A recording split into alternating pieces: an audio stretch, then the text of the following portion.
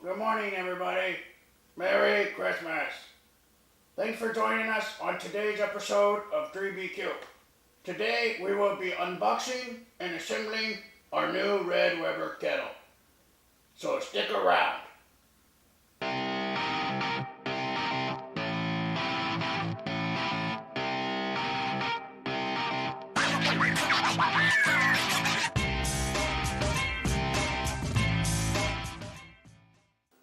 Okay, we're gonna go ahead and open up the box. What is this? Assembly instructions. We don't need those. We have everything out of the box and laid out. And as you can see, there's quite a bit of parts. But it's really not that intimidating. Okay, so one of the biggest complaints that people have is the finish on these red kettles. I've really looked at this whole thing and it looks perfect. So, look at this thing. I mean, I think I'm gonna take a bath inside this red Weber kettle. So, first thing first is we're gonna put the legs together. I know I said that we were gonna put the legs on first, but I was wrong.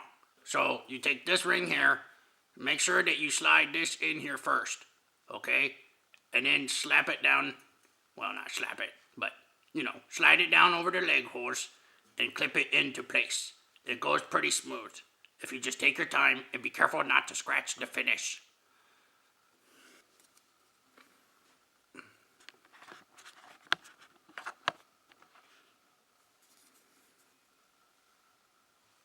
Okay, what we're gonna do now is we're going to put the wheel assembly and the legs together. All you need to get are these leg sections, these little pins and hubcap things, the wheels, and then this great thing right here.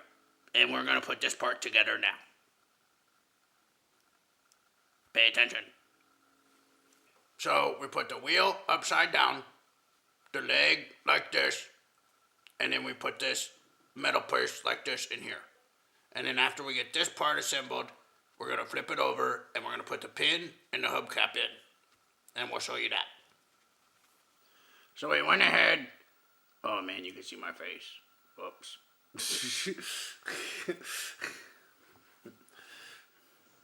So we went ahead and we put the little pin in like this, and then this hubcap piece will go on that. Okay. Alright, let's start this over.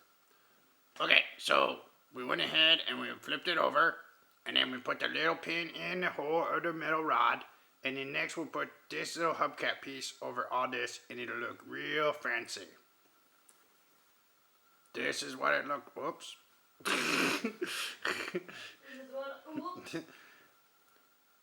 This is what it looks like when it's finished. Isn't it pretty? Okay, so we're just gonna flip it over and we'll do the exact same process for the other tire. And then we'll show you the next step.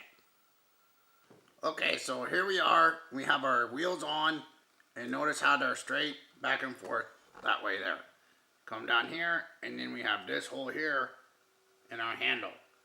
The other important thing is to make sure that this hook here is pointing down towards the ground, or up in this situation, because we have our kettle upside down. So then we're gonna take this leg here, wrong side. This hole here goes in that hook, and then the peg part goes in this part. And I must say, putting the little clips in the legs like this helped out a lot, and we didn't have any problems putting our legs in the back. So I would try this.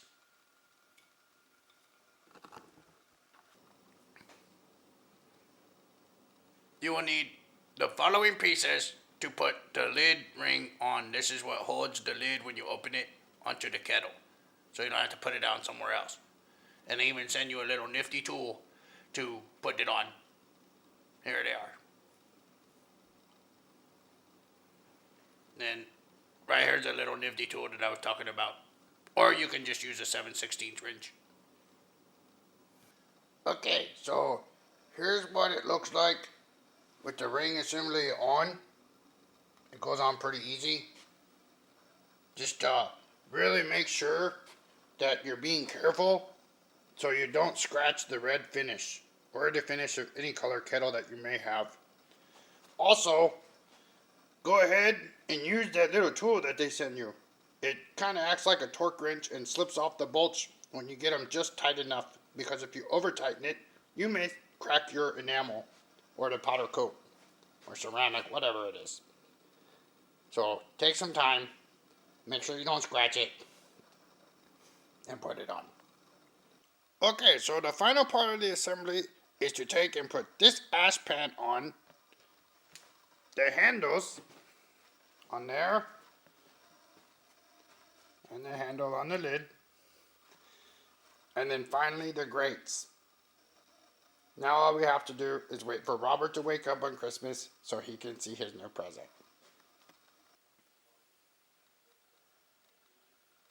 It's Christmas!